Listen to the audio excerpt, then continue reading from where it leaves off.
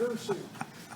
I thought about that, and I can tell by his musical capabilities, or his stand-up comic capabilities, or his national affiliation, and what all he does on a national level. But I thought about it and it came to me. There's a John Wayne movie that had Rooster Cogburn in it. This lady hired him, girl. And he was around about her, this, that, the other. And they asked this girl, I said, why would you want to hire Rooster Cogburn to help you get the guys that killed your dad? And she said, because he's got true grit. And thank goodness, Lee Millar has got true grit and he's on our side.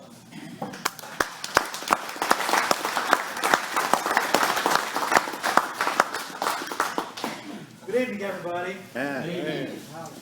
Speaking of general trivia, today's August the 6th. Yesterday was August the 5th. 40 years ago, a certain general was given his pardon and his citizenship back. 40 years ago, yesterday. Anybody know who that general was? Lee. Robert E. Lee. Yeah. President Dwight Eisenhower gave him his citizenship back 40 years ago, yesterday. So, General Lee was kind of a great man, obviously. But, he didn't press for his citizenship. He just did his job. Just did his duty. I'm glad to see everybody here tonight. I'm glad, and I hope y'all, you guests, will join tonight because the Sons of Confederate Veterans needs everybody we can get, and the United Daughters of Confederacy too. I'm going to give you a quote. You can put this original quote, you put this in your newsletter. The war between the states was a war to prevent Confederate independence. We've all heard that. We're now in a war waged against us to prevent Confederate existence. That's what's happening now. Folks are trying to erase Confederate history. I don't know what they're afraid of. Maybe they're afraid to discover that the South was right. Probably so. Mark asked me tonight to talk about the history of the Forrest statue, which I will. And there's folks out to get General Forrest. Always has been. And every couple of years something comes up about it. And so they're at it again. But Forrest, as y'all know, was a great man, great military leader, still studied today. But before I start, let me tell you a story about General Forrest. After the war, Forrest told his men to be good citizens. And he was down about 7 a.m. in the morning walking along the cobblestones of the Mississippi River and taking a stroll on his way before he went to his office, 7 o'clock in the morning there along the cobblestones. And there was this big old hefty carpetbagger, Yankee carpetbagger there with a big old bag of money and loot that he'd heisted. And he slipped on the rocks and the carpetbagger fell in the river. And surely he was going to drown. Well, General Forrest, being a good citizen, wanted to immediately notify all the authorities. So he notified the wharf master, he notified the fire department, he notified the Yankee mayor, he notified the Yankee garrison commander there, and waited. Well, he stood there, and by 11 o'clock, no one had showed up. And that Yankee carpetbagger had long since drowned, and General Forrest figured he must have just wasted 4 stamps. I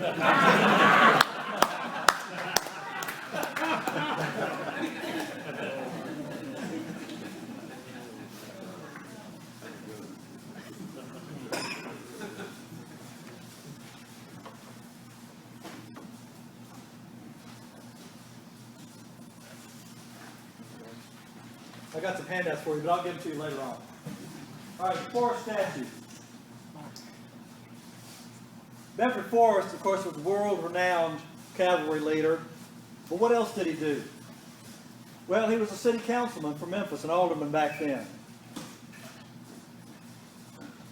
He dealt in, made all his money in real estate and selling horses. He was a slave dealer for 2 years, but got out of it. Said that was not the business to be in. And went through the war, enlisted as a private, became a lieutenant general when he was discharged at the end of the war, the only American to ever rise to the rank of general from the rank of private in a single war. The only American to go from private to general in one war. After the war, he was vice president of the Planters Insurance Company. Anybody bank at Regions Bank? Here? Yeah, a few? All right. Well, Forrest was vice president of Planters Insurance Company, and there was a bank in Memphis called the Union Bank, which is named after the Union of the Colonies. It has been a pretty old bank. And they merged and became Union and Planters Bank. Later became Union Planters Bank, UP Bank, which was bought out by Regions Bank. So the current Regions Bank, their ancestor was General Forrest's company. In addition to being working with the bank and the insurance, he was president of two different railroads, the Memphis and Little Rock Railroad. He wanted to help rebuild the South after the war.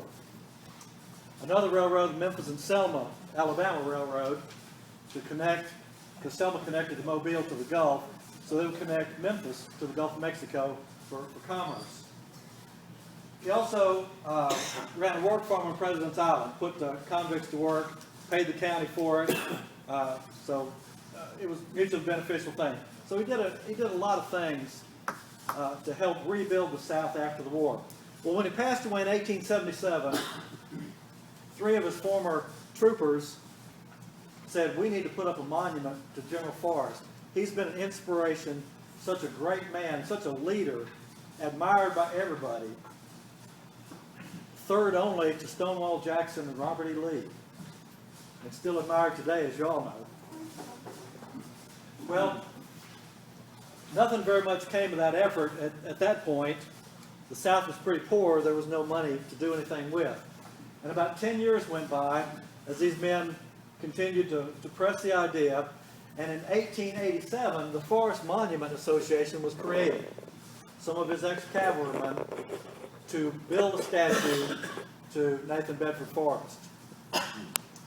They collected money here and there, had some little fundraisers. Still didn't get very far. In 1891, the Forrest Monument Association, the FMA, incorporated. So it became a regular corporation. They started doing more fundraisers to try and raise money for a statue to their general.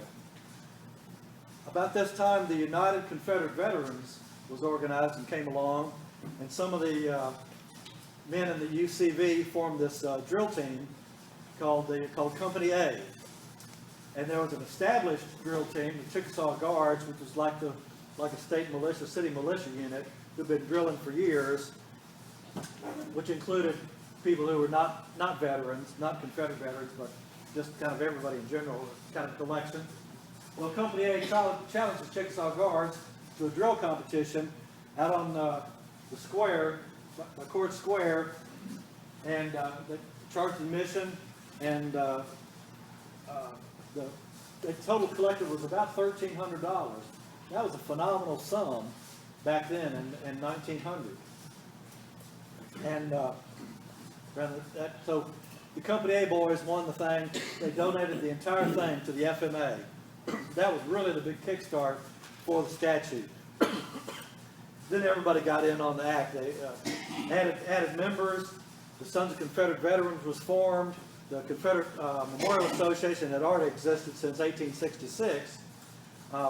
And they were essentially the same thing as the UCV and the Forrest Monument Association, all kind of together there. Raised money. The UDC then donated almost $3,000 to the effort. They collected $5, $10, quarters, nickels, dimes. School kids raised money, all kinds of fundraising efforts.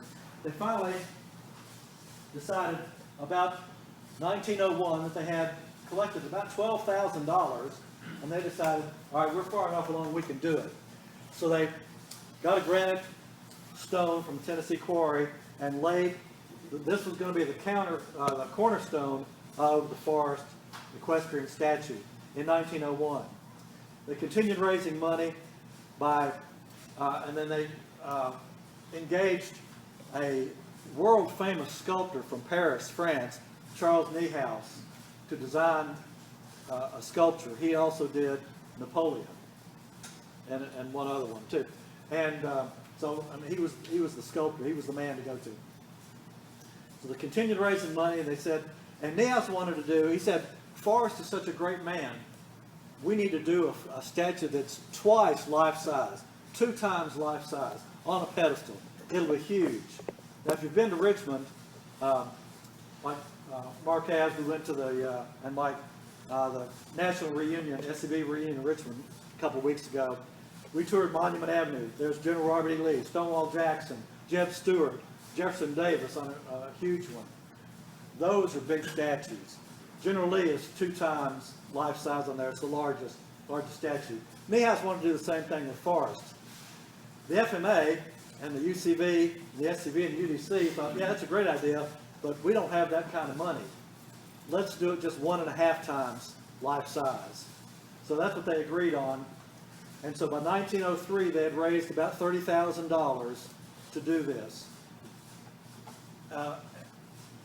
That's probably about $1 million today because of inflation. That's a lot of dough. Mike knows. He's in the statue business. So they raised the money, commissioned the sculptor. They did 3 models of it. They took, he took several photos of General Forrest and used them as the models. He created a model about 4 feet long and tall, 2 of them to go from, and he shipped them back to Memphis for the folks to look at, and said, yeah, that's what we want to do. So it took him another year to actually sculpt the bronze sculptor. The 2 models, one went to the Pink Palace, the second one went to the Indy Forest Camp 215 in Memphis, who subsequently gave it to the Forest Historical Society, who gave it to Beauvoir. And so it was on display in Beauvoir until Katrina hit, and now it's somewhere out in the woods. So don't know what happened to that model, created in 1903. So the sculptor worked on the bronze statue. It was 21 feet high, weighed 9,000 pounds. They shipped it by ship from Paris to New York, and then to Savannah, Georgia, and then from Savannah to Birmingham, to Chattanooga, across to Memphis on the Memphis-Charleston Railroad. Except outside of Birmingham, they had to completely tear down a bridge and rebuild it because the flat car was too big with the statue on it to get past. And then they had to tear down a tunnel, or actually had to dig out a tunnel because it was too tall. So they had 2 obstacles to get it here, but they did it. It was ready to be erected in 1904, and the FMA said at that time, excuse me, let me back up a minute. 1899, the land, there was a 10-acre plot of land there, which was to become Forest Park. It was an old city hospital. It dilapidated. The city moved the hospital north on Madison, so that became the Med over there. So the ground was empty.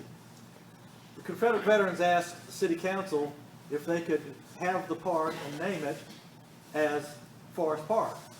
City council said sure. Passed an ordinance, naming that 10 acres Bedford Forest Park in honor of our beloved and respected Lieutenant General Nathan Bedford Forrest. Of course, you won't hear that quote today from the city council.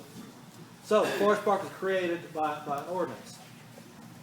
That 10 acres with street widenings and all that, it's been trimmed. It's about 8.5 acres now. But the FMA said, okay, that's where we want to put the statue. And in 1904, they approached the Forrest family, principally Bedford Forrest's son, Captain William Forrest, who during the war rode with Forrest. And William said, yes, that'd be a good place to put my parents. His will said, Bedford Forrest's will said, put me into Elmwood, I want to be with my soldiers. Of course, Forest Park didn't exist at that time. But William Forrest says, my dad and even my mother were such inspirations that they need to be where everybody can see them. And so he said, yes, let's move them to Forest Park. So they moved them there. They built a crypt in the park, and moved the bodies from Elmwood Cemetery to there, and erected the statue in 1904, November of 1904. In May of 1905, they had a dedication ceremony, an unveiling, and there were 30,000 people at the unveiling of the Forrest statue in May of 1905. Came from 7 states. Just a huge, huge gathering that you rarely got in those times for anything. But it was just a big, everybody came. Anybody who was anybody was there. There were several thousand black Memphians were there too, because he was so well respected in the black community as well. So that's how the Forrest statue got there. It's 21 feet high. The base is marble. The plaza is granite. It's got an inscription on it. When the unveiling occurred, Forrest's great-granddaughter, Kathleen Bradley, was 8 years old and did the unveiling. Her two sons, are in the Forrest camp now. So we've got 2 direct descendants of General Forrest who are with us today. But Kathleen Bradley unveiled it, and one of the ladies in the UDC wrote a poem that is inscribed on the base. It says, "With his intrepid eyes directed to the land south he loved so well, General Nathan Bedford Forrest commands today as he did in the days of struggle and strife, when his words were law and his commands were as binding as bands of steel." Something we can all live by today. So Kathleen Bradley, 8 years old, pulled the rope and unveiled the statue to the hushed crowd. Philip Arnold's band struck up a Dixie, and they said you could hear the rebel yells for 5 blocks away. So it was just a great afternoon there when they unveiled the statue, the monument to General Forrest.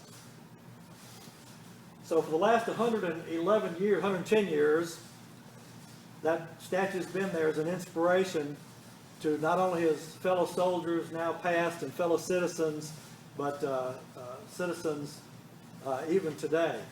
Forrest is, of course, still studied at West Point, studied at military academies all over the world.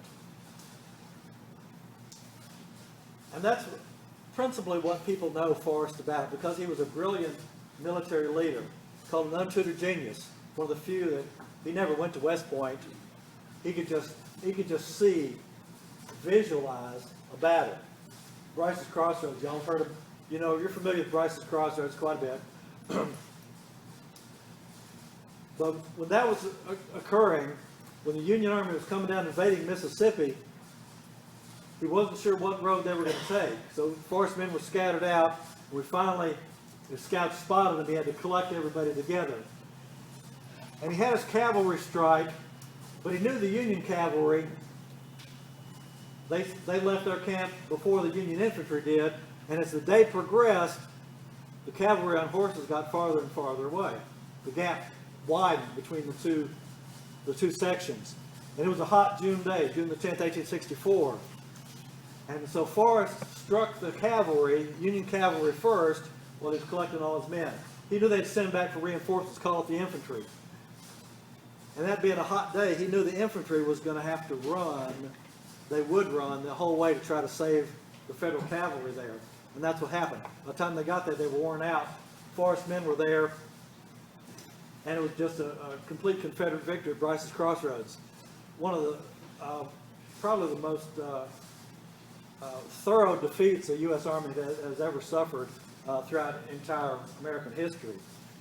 That day at Bryce's Crossroads. But Parker's Crossroads, another example. Many examples, Murfreesboro, throughout the history, Forrest could look at the land and would know how the battle was going to turn out.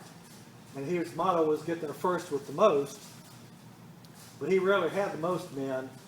He just concentrated on where the enemy was weakest, because he could just see that was the weak spot, and that's where he would attack. So, study today. So his military career is pretty well known. His civilian career, not very well known. His relationship with black Southerners, not very well known. When he went to war, he had 44 of his slaves went with him, and he said, if you will come join the Confederate Army with me, then I'll free you when the war is over. And so 44 of them did. About halfway through the war, he decided he'd go ahead and free them. So they were free black men in the South. He said, y'all can go home, you do whatever you want to, you're free. One of them went home. The other 43 re-enlisted. Right there. At the end of the war, in the 7th Tennessee Cavalry, there were 65 black troopers on the roster of the 7th Tennessee Cavalry. 7th Mississippi, one of Mississippi, they had some black troopers in there too. Forrest saw that the blacks could fight if they were of a mind to, that they could be equal to the whites. After the war, he started building the railroads, particularly the Memphis and Selma Railroad. He hired black construction leaders, workers, black engineers, black architects, and put them to work. He gave a talk to the federal authorities in Memphis after the war, and he said, these men have skills, blacksmiths, carpenters, a lot of skills. They need to be put to work. They can be clerks, bankers, doctors, lawyers, but these men have skills and need to be put to work. If not, they will continue to be a burden on the welfare of the federal government forever. Did the federal authorities listen? No. And you see what we have today, massive welfare. But Forrest recognized that those guys could work. I mean, you know, some don't, some white guys don't, but the ones who could work, he put them to work. In 1875, he spoke to the National Association of Pole Bearers Association, which was the predecessor to the NAACP, as the featured speaker at their picnic in Memphis, 1875. The first white man ever invited to speak to the Pole Bearers Association. And he gave a talk and he said, we are friends and neighbors, just like we always have been. And that's the way it was before the war started. The free blacks and the whites were neighbors, and the slaves were neighbors. This was their home. Also do a talk on black Confederates too. 60,000 black Southerners fought for the South. Well, if the war was over slavery, why would they fight for the South? The war was not over slavery, y'all know that. All right, well, why did they fight? Because this was their home too, just like the white guys. So that was pretty much the way it was until Reconstruction occurred, which we call Redestruction. And that turned the races against each other because the carpetbaggers knew that if they got the blacks on their side or opposing the whites, Southerners, the carpetbaggers could rule the South. That's what happened. All right, but by that time, Forrest recognized, so he put the blacks to work. And people don't recognize this, particularly that speech to the Pole Bearers Association. It was a great speech. But people say, well, oh well. I mean, y'all know the story of Fort Pillow. I mean, Fort Pillow and the Ku Klux Klan and all that. Only to say that the military investigation of General Sherman about Fort Pillow concluded that the Union disaster at Fort Pillow was due entirely to federal bungling. There was no massacre. That's all you got to say if somebody brings up Fort Pillow. Sherman's quote from the military investigation, not what Congress investigated, but military investigation. Same thing about the Ku Klux Klan, and I'll give you a handout about that. 1871, the United States Congress conducted an investigation of the Ku Klux, which had ceased to exist in 1869. After interviewing scores of witnesses over a number of days, they concluded that Bedford Forrest was not the founder of the Klan, certainly ample facts against that, was not the founder of the Klan, but in fact, he was not even a member of the Klan and was not the leader of the Klan. U.S. congressional investigation concluded that. All right, back to the statue. All right, so that's where that's the history of the statue. So why is it under attack today? Why was the Confederate flag under attack in South Carolina? Because that idiot went into a church and killed 5 black parishioners there in the church. And they looked onto his Facebook, and this guy was a nut.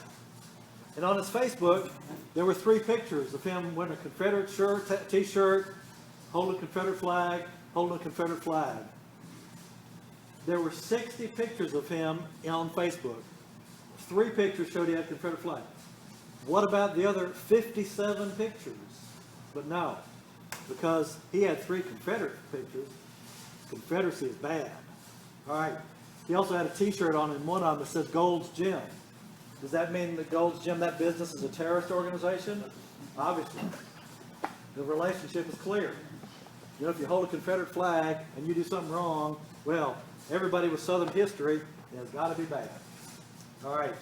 So you have a chain reaction here. Everybody jumping on the bandwagon. The NAACP has been trying to get that flag down in South Carolina for decades. They had a boycott of South Carolina that actually increased tourism to South Carolina. But they jumped on this as an opportunity. They exploited those 9 victims to their own purposes. That's the real tragedy there. It's a shame that those 9 people got killed, definitely. But the real tragedy is the NAACP using those victims for their own purposes. So then you have places all across the country, a ripple effect. Well, let's get rid of Confederate stuff. So the mayor in Memphis decides he's going to jump on the bandwagon too, and he said, yeah, we need to take down Forrest statue and dig up the graves of Bedford Forrest and his wife Mary Ann, who were under that statue. Well, we got news for them. They're not going to do that easily. And we're fighting it, and we're going to continue to fight it. As I mentioned, 2 of the Bradley brothers are Forrest Camp members, and they're SCV members. And there's a number. I found 8 across the country, 8 Forrest descendants, and I know at least 2 others are Forrest. Are SCV members as well. I'm still working. I'm still contacting the rest of them. So it's not going to go down without a fight. But everything that y'all do as a Tippah Tigers is important. New members, glad to see your new members. The SCV needs you. The UDC needs the ladies, because people are trying to eradicate Confederate heritage, Confederate history. If you ever, I'll give you a good book to read. It's by Donnie Kennedy and Ron Kennedy, called "The South Was Right." Excellent book. It really tells it all and tells why. The liberals who are trying to get rid of Confederate heritage today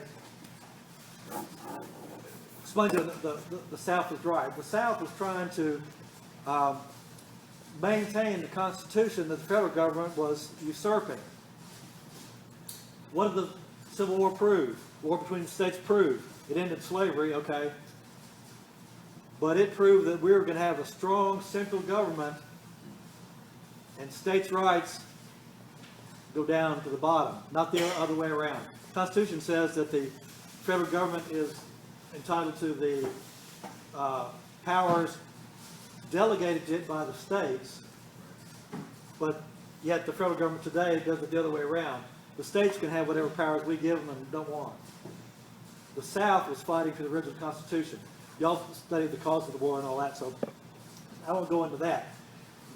But Southerners believed in family. You know General Lee's motto: honor, duty, family, God, country, family, honor, duty. You ever figure out where the Boy Scout motto came from? Yeah, Robert E. Lee. But that's what the South believed in, was the family, was God, was their neighbors. And people today, they don't like that. They want to get rid of everything. So it started with a Confederate flag. Now we got gay marriages are legal. That doesn't say that in the Bible. That's next. So anyway, getting off on the soapbox here, but y'all are important and y'all recognize this. And it's gonna take everybody standing up. Go to the election polls and vote. Write letters. Send emails. We're going to start a campaign. Tuesday, day before yesterday, the City Council had the second reading of the ordinance to remove the statue and dig up the graves, which is just abominable, in my opinion. And so it takes 3 readings, and they actually vote and discuss it on the third. And we have eight people over there Tuesday that spoke up against it, even though they weren't allowing any discussion. We went anyway. But on Tuesday, write this down. Tuesday, August the 18th, at 3:30 is the third reading of that ordinance to get rid of forest. City Hall, that's the City Council meeting. Tuesday, August the 18th at 3:30, City Hall. The City Council will take up that ordinance to eradicate that part of our heritage. If you don't want, you can sign up to speak if you want to. I know we're going to overwhelm them with that, but if not, just come bring a sign that says Save Forest Park. If you don't want to talk, just bring a sign. That'll help. We'll send out, and I'll send the information to Mark and Marty and Mike and all that to send to you for emails of the city councilmen. We need to swamp them with emails saying this is a ridiculous idea to erase Southern heritage and history. And I know a couple of the city councilmen are doing it just to stir up trouble. They relish being in the limelight and saying, yeah, I'm helping to get rid of Confederate history so we can all have a better life. Yeah. Well, you know how many shootings there have been in Forest Park in the last 25 years? 0. How many teenage pregnancies were caused in the park? None we know of. How many drug deals? How many drug deals in Confederate Park? 0. How many gangs, wars in the park? None. These are the problems that all cities have. But a 110-year-old park and statue doesn't have this problem. It's just stirring up trouble. But it's trying to erase your history and your heritage. Their history's okay. Ours isn't. That's their attitude. So August 18th, I'd like to see all of y'all be in City Hall. Any questions? Yeah, I have a question. Yes. Since Confederate veterans are recognized by the U.S. government as veterans, any disturbance of a veteran's grave is a federal offense. Is that not correct? Yes, that's correct.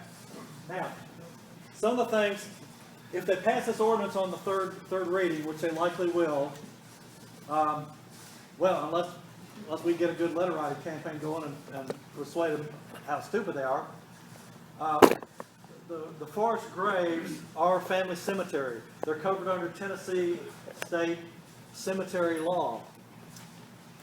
In addition, according to federal legislation, U.S. congressional legislation from 1901, 1929, and particularly 1958, Congress passed legislation that says Confederate veterans are treated equally as United States veterans and are recognized as United States military veterans.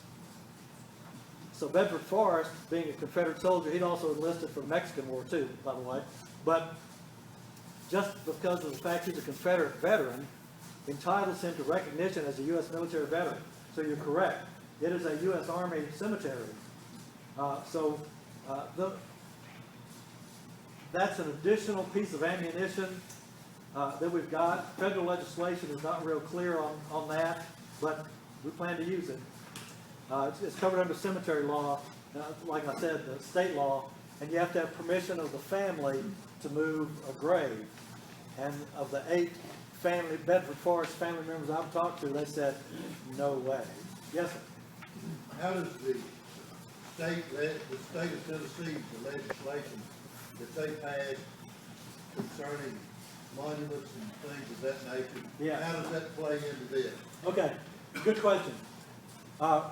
We have a law that was created 2 years ago, the Tennessee Heritage Preservation Act, which I helped write, was passed by the legislature, which says you cannot move, rename, relocate, do anything to a statue, monument, street, school, park, or anything related to military history of Tennessee. French and Indian War, Civil War, World War I, anything like that.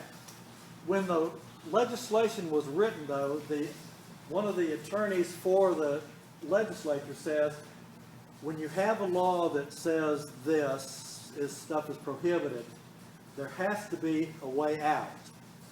So that if something comes up that you need to do something else, you're not stuck in this. So the way to do that was to have that if an exception could be granted to the law upon application to the Tennessee Historical Commission, who could grant a waiver to move something or do something like this.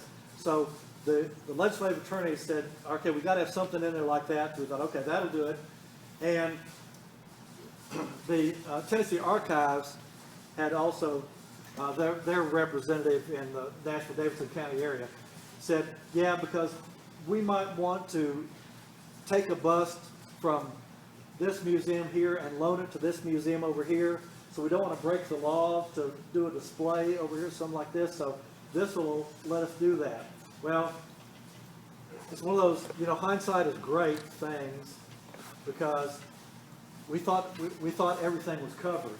We thought the law was going to protect it. But unfortunately, with that loophole in it, the city can petition the Tennessee Historical Commission for a waiver to move the statue. We don't think they can do that. If it ever comes to that, now the Historical Commission doesn't meet till October, and they can't do anything then until they meet quarterly. So they're at least 2 quarters after doing anything. And we're going to bombard them with letters and emails too if it ever comes to that. But according to the members that I've talked to on there, they said there's no way that they would approve a waiver of that law for anything except a museum wanting to, loan something out, because that was the intent of the law. So, yes, it pretty much protects everything, but there's a loophole we've got to deal with. It may require going to court. Now, another thing, on the cemetery law, this is going to require going to court too. 2 things on that. Because of the families, they have to approve moving the bodies of family members. So either the city's going to sue the Forrest family, or we may strike first and sue the city first and say, we already decided we know we don't want it to move. So we're going to go, either way we're going to court. Second thing is, Couldn't the family sue them people that's going in there for slander? They can't prove it. He was a head of the Ku Klux Klan and they were running it right on TV. I'd start $100 million lawsuit against all of them. yeah, I do that every time they do that. I call them up and I say, you're wrong. If you say he was in the Klan, I want you to prove it. Otherwise, shut up. And they've gotten better about it. But back to the other issue on the statute, the Forest Monument Association and the United Confederate Veterans were the same organization. They became the Sons of Confederate Veterans. That's us. We paid for the statue. So we own the statue. The city didn't pay for it. But we're going to have to go to court to get a declaratory judgment for that. So, we're going to end up suing the city or vice versa about that. So we're going to end up in court. But yeah, that's the second issue, is who owns the statue? It's us. Yes, sir. And it also depends on which judge you go before. And that's always a lottery there is what judge it is. Yeah. So we don't know if it, if they don't rule correctly, then we'll appeal it. Yes, ma'am. Where do we stand on the naming of Forest Park and Harris Park and Yeah. changing? Okay, yeah. In fact, glad you brought that up. That was the next item. 2 years ago, the city passed a resolution to rename the park. The city council resolution is illegal, so we sued them. All right, the judge there, one of those guys, said, we don't have a right to question what the city council does. We don't have standing. So my question was, well, who does have a right to? So we appealed to the Tennessee Court of Appeals. That was heard in May by a 3-judge panel. They have not made a decision yet. We're still waiting on that decision from the Court of Appeals. But we showed them in the appeal brief, we've conducted the Forest birthday celebration that a bunch of y'all have been to for the last 111 years, every year in that park. Nobody has a better special interest than the Sons of Confederate Veterans in that park. Not only that, we clean up the park, we pick up sticks, we pick up trash, sometimes we mow it, sometimes UT Med School mows it, the city park commission doesn't do it. So we do it. The light poles that you see around the statue, the floodlights, we paid for those, we installed those. The flagpole, the flag with the U.S. flag on that, we paid for that, SCV paid for that. Every time it gets tatted, we pay for that. We pay for that. So we have got a clear vested interest in that park. Not to mention that the Forest Camp is named after General Forrest. And anyway, there's a whole, we put up the monument, we put up historical markers, things like that. So we've laid all this out that we have standing, we have a special interest in the park, and so we should be entitled to sue the city. Not to mention, the residents of the city who are plaintiffs, the citizens of Save Our Parks who are plaintiffs, the Forest family members who are plaintiffs in all this. We all have standing because we have a particular interest in these 3 parks. So we're waiting on the Court of Appeals to rule on that, but we think we've got a pretty good case. The first judge who ruled on that, I won't tell you what color he was, but it was the day before his re-election that he ruled against us, and he was up for re-election. So I think that played a big part in his decision there. Yeah. As far as last time I talked to you, it's just something about there was a 24-hour security surveillance or something around the park. Yeah. And what about the vandalism that went on, especially the ones that dug up the grass? Are they being Yeah. Okay. Yeah. 2 things. targeted? Yeah. The security. We've got folks watching the park as just driving by or walking through it around like that. We've also asked the UT police to keep an eye on it, and so they've been very helpful. The UT police have been very, very good about it. So they patrol it all the time and are watching it, and so they've stopped some questionable people from walking across the park, ask where they're going and ask them to leave. Now, the guy who did dug up the plot there in front of the statue, this guy's a radical guy. It's on Channel 3, and I'll send Mark the link so you can look at it, the video coverage. He and about a dozen lunatics called the media and said, we're going to go dig up the Forest grave this afternoon at 4 o'clock. Well, only one TV channel wanted to cover these jerks, and so they went down there with a shovel, and they dug up some of the grass and the part of the plaza. Under Tennessee cemetery law, it says anything connected to, built upon, touching a grave is part of the grave site, and any grass within 10 feet of the grave is part of the grave site. Desecration of any of this is a Class E felony, which the judge will tell you is a $3,000 fine or something, and about 10 years in jail. All right, and first of all, it's a misdemeanor vandalism in a city park, so that was an easy one. But because this was part of the grass, if y'all seen the statue, the 4 corners have grass around in front of them. That's what the guys dug up, is one of those sections. So that is part of the gravesite. That makes it a felony. One of our guys went down and filed a complaint with the city. Oh, and this is great.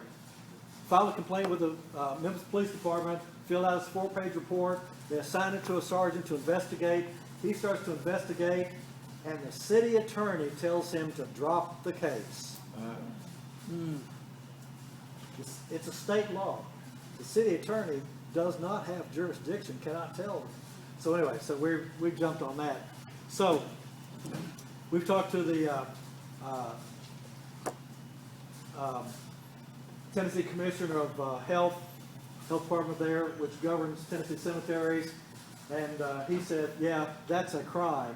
We showed him the video, showed the Attorney General's office the video, said, yeah, that's a crime, it's a cemetery, he's desecrating your grave, that's a felony. So now we've turned it over to the district attorney to prosecute. Said, no, we're not dropping this, this guy's not getting off the hook. He's got his name, his face, he spoke on the camera, along with all these other 11 people. It's prima facie evidence, that's all you need. Yeah, I mean, it's very clear Yeah. that he committed the crime, that he did it and committed the crime. So, and it is a felony. And so, so we'll hear more about that in the future. But we're not letting go of that at all. Yeah. Mike? I'd just like to add, last question, please. Okay. Yeah. I'd just like to add that, you know, there's so many communities that would love to have have Nathan Bedford Forest and the statue. And you know, a lot of, I think, of the people that don't want it, we could build a pantheon of the gods. I mean, think about it. It'd be bigger than Gatlinburg. Yeah. You know? And so, I don't know. So, and I think the federal government would pay for it to keep the peace. You know? I think they would. Yeah. If we could get them interested. Yeah. Ideally, we buy our own land and make our own Confederate park, forest park, and then get rid of all this city involvement. Yeah, and prestige, yeah. The lady called me from Texas today. I know I'm done. But she says, you know, why does Memphis persist in being the laughing stock of the country? They're trying to erase history. And so I said, hey, it's politics.